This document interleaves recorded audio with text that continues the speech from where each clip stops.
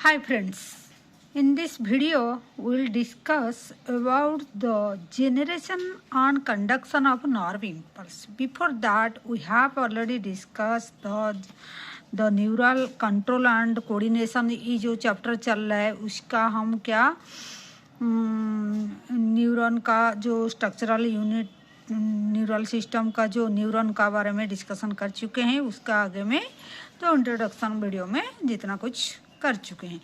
तो अभी हम क्या डिस्कशन करेंगे, हम डिस्कशन करेंगे कैसे जनरेशन और कंडक्शन होता है नर्व इम्पल्स। ठीक है, थोड़ा इसको जूम कर लेते हैं, फिर उसके बाद हम देखते हैं जनरेशन और कंडक्शन कैसे होता है। देखिए न्यूरॉन और एक्साइटेबल सेल, मतलब बॉडी में जितना सेल होता है हर सेल ऐसे एक्साइटेबल नहीं होता है। जैसे स्केलेटल मसल होता है, न्यूरॉन होता है, जो एक्साइटेबल सेल होता है जो कंडक्ट करते हैं हमारा क्या इम्पल्स को। तो neuron are the excitable cell because they are membrane are in polarise state, polarise state में रहते हैं। पोलराइज स्टेट मतलब क्या है आगे देखते हैं। Do you know why the membrane of neuron is polarise, क्यों होता है? Different type of ion channel होता है are present in the neural membrane. Neuron का जो मेम्ब्रेन होता है उसमें different type of ion channel होता है जिसमें आयन इन और आउट होता है। This ion channel are selectively permeable to different ion. तो जो ये चैनल है वो सिलेक्टिवली कुछ जो चैनल जैसा है वो अकॉर्डिंग टू दिस वो आयन को वो इन और आउट कराएगा, नहीं तो नहीं कराएगा। ऐसे हर आयन को वो नहीं कराएगा। ठीक है। When A neuron is not conducting any impulse, कोई भी न्यूरॉन अगर इम्पल्स को कंडक्ट नहीं कर रहा है तो उसी फेज को हम क्या बोलेंगे, उसको हम रेस्टिंग फेज बोलेंगे। ठीक है। When the neuron is not conducting any impulse, कोई भी impulse कैरी नहीं करता है, रेस्ट में है, तो हम उसको रेस्टिंग कंडीशन बोलेंगे। The axonal membrane is the comparatively more permeable to potassium ion। मतलब एक्जन का जो मेम्ब्रेन होता है तो वो क्या होता है, परमेबल होता है पोटासियम आयन को, and nearly impermeable to sodium ion को। सोडियम आयन को परमेबल नहीं होता है लेकिन पोटासियम आयन को परमेबल होता है।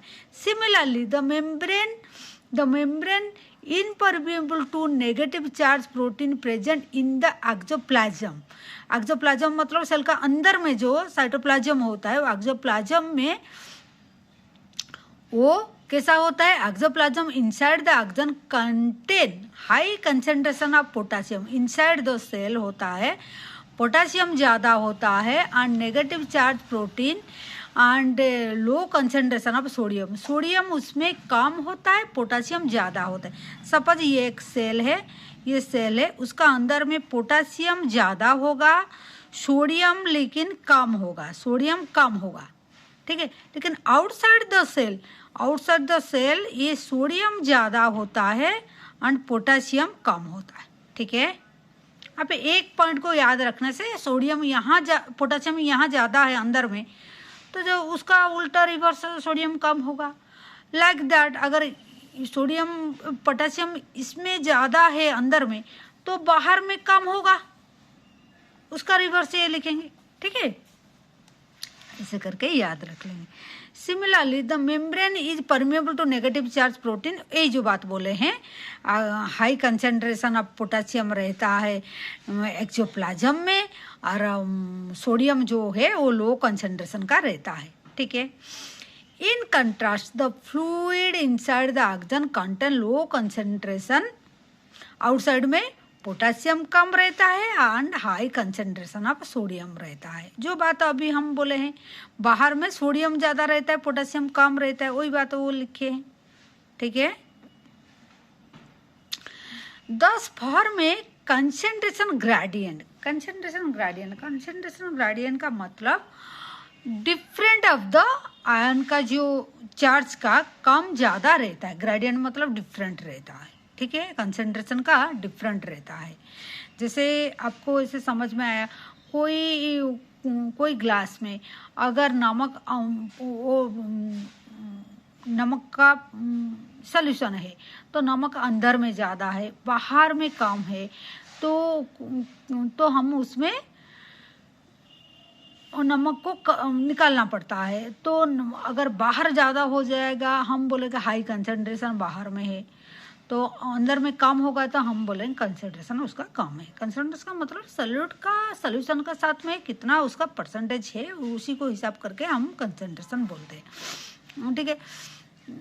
These ionic gradient across the resting membrane are maintained by the active transport ion by the sodium potassium pump। ये जो सेल में, ये जो न्यूरॉन का जो सेल होता है, जो कंसंट्रेशन ग्रेडियंट कैसे मेंटेन होता है, ये मेंटेन होता है ड्यू टू एक पंप होता है जिसका नाम है सोडियम पोटासियम पंप होता है, ठीक है। उसी हिसाब से वो मेंटेन करता है। व्हिच ट्रांसपोर्ट करता है, तो कैसे मेंटेन करता है, जो ट्रांसपोर्ट करता है 3 sodium outward and 2 potassium incel. मतलब वो जो पंप होता है सेल मेम्ब्रेन में, तो ये क्या करता है, सोडियम तीनों सोडियम को वो आउटवर्ड बाहर भेजता है, 2 पोटेशियम इनसाइड भेजता है। तो बाहर में ज़्यादा सोडियम हो जाएगा क्योंकि 3 जा रहा है, 2 पोटेशियम आ रहा है, तो सोडियम ज़्यादा हो जाएगा। वही बात है, सोडियम इसमें ज़्यादा है आउटसाइड द सेल। अगर एक सेल है तो सेल का ये बाहर में सोडियम ज़्यादा होगा क्योंकि सोडियम 3 जा रहा है बाहर में, 3 सोडियम जा रहा है, पोटेशियम लेकिन 2 आ रहा है, ठीक है। तो एक एक करके एक्स्ट्रा जा रहा है, मतलब तो सोडियम ज़्यादा हो जाएगा, है कि नहीं।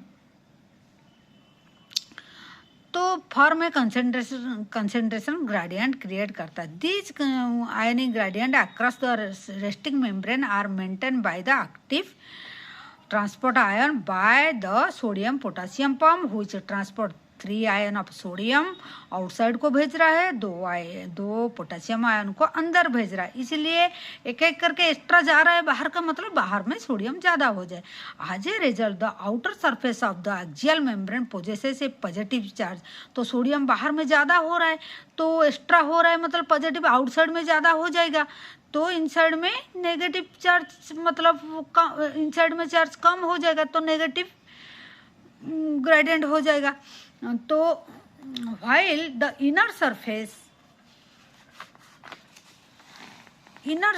जो है became negative charge and therefore it is polarized, the electrical potential difference across the resting plasma membrane is called as the resting potential। कोई भी रेस्टिंग कंडीशन में जो पोटेंशियल ग्रेडियंट और जो पोटेंशियल डिफरेंट रहता है, हम उसको रेस्टिंग पोटेंशियल बोलेंगे।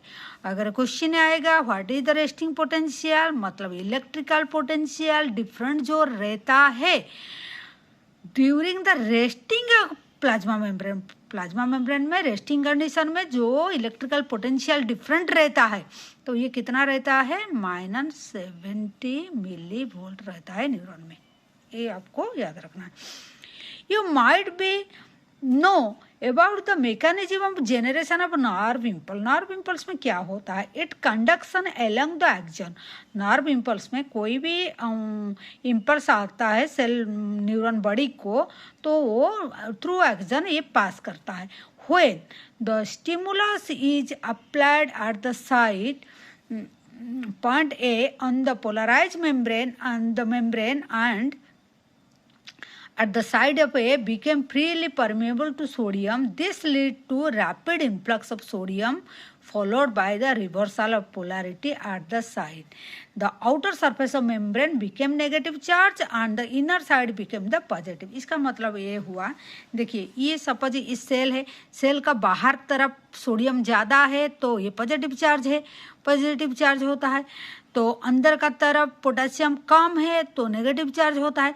लेकिन कोई भी इम्पल्स जब आता है तो ये क्या होता है, हमारा सोडियम पोटेशियम पंप होता है, तो ये ओपन हो जाता है, सोडियम इन्फ्लक्स हो जाता। इम्पल्स आया तो आउटसाइड द मेम्ब्रेन, तो सोडियम यहाँ ज़्यादा था, पॉजिटिव था, तो सोडियम क्या करता है, चैनल खुल जाता है ग्रेडियंट डिफरेंट का वजह से। तो क्या होता है, तो जब पंप खुल जाता है सोडियम इन्फ्लक्स हो जाता है, मतलब इनसाइड द सेल को सोडियम का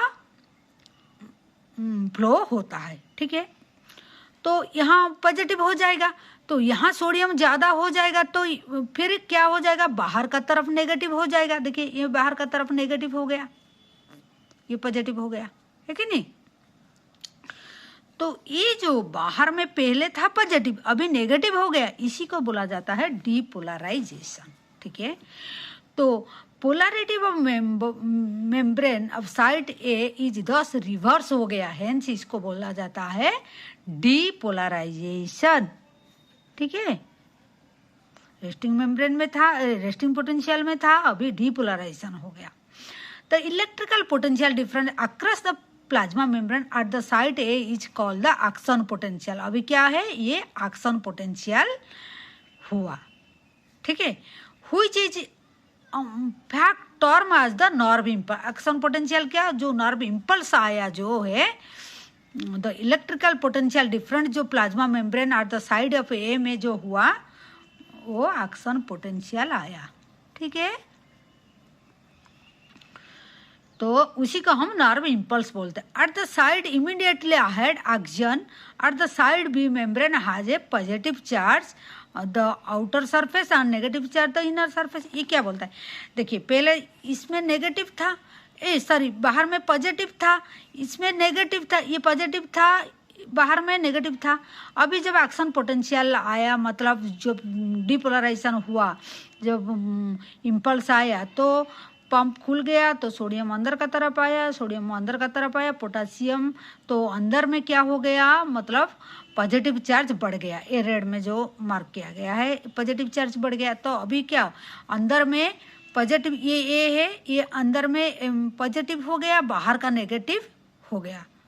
ठीक है, रिवर्स हो गया, तो ये डीपोलराइज हो गया। लेकिन अभी उसका बाजू वाला जो बी साइड में क्या था, नेगेटिव था, बाजू वाला में नेगेटिव था पहले से, जो दूसरा पार्ट ऑफ एक्शन में जो जहाँ पर एक्शन पोटेंशियल नहीं पहुँचा है, तो वहाँ नेगेटिव था, बाहर में पॉजिटिव था। अंदर में जब पॉजिटिव एक साइड में हो गया, तो उसका बाजू में, उसका साइड में जो आगे का तरफ, ये जो एक्शन का तरफ जाएगा, तो पॉजिटिव से नेगेटिव का तरफ फ्लो होगा। ठीक है, बाहर में भी ऐसे ही पॉजिटिव से नेगेटिव का तरफ एक्शन पोटेंशियल मतलब करंट फ्लो होगा। ठीक है, करंट फ्लो होगा। ठीक है, तो at the side of the outer surface is negative charge on it inner surface, negative outer surface positive charge and inner surface में negative charge. Or the result current flow in the inner surface from A to B जाएगा and the outer में B से A जाएगा। Inner में ए से B जाएगा and outer में B से ए जाएगा। ठीक है,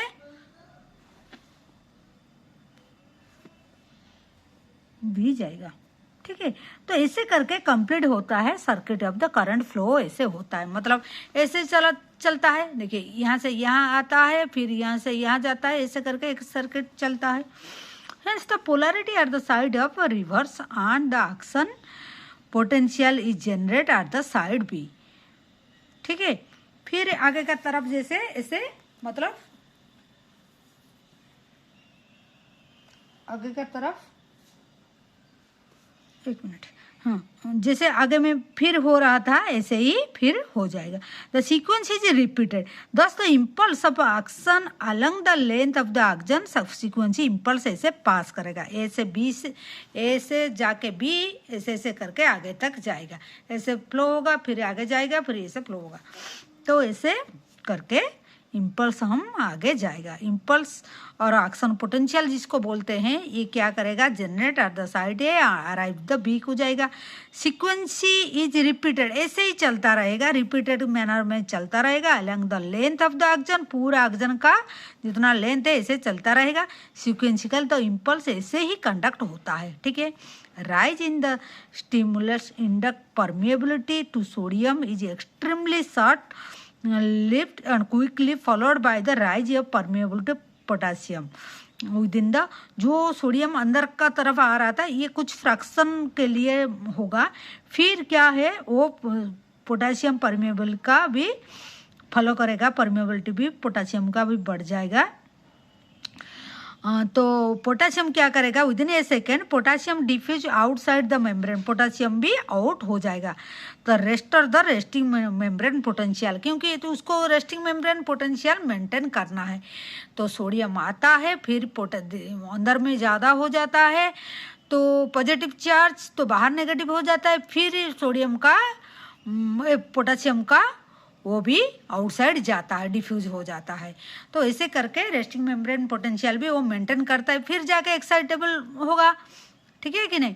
तो membrane at the side of excitation and fibre became once more response for the further stimulation के लिए फिर वो रेस्पॉन्स हो जाएगा। ऐसे करके एक्शन पोटेंशियल चलता है। अभी ये वीडियो हमारा 15 मिनट्स का हो गया, तो ये बहुत इम्पोर्टेंट पार्ट था, तो एक शॉर्ट में इसको हम कर दिए हैं। नेक्स्ट वीडियो में विल डिस्कस द क्या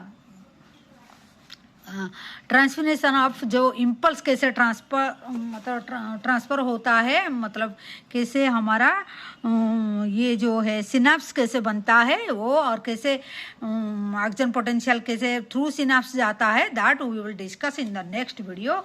थैंक यू फॉर वाचिंग। हम बहुत लेट देर का बाद में ये वीडियो बनाए, sorry for that, thank you.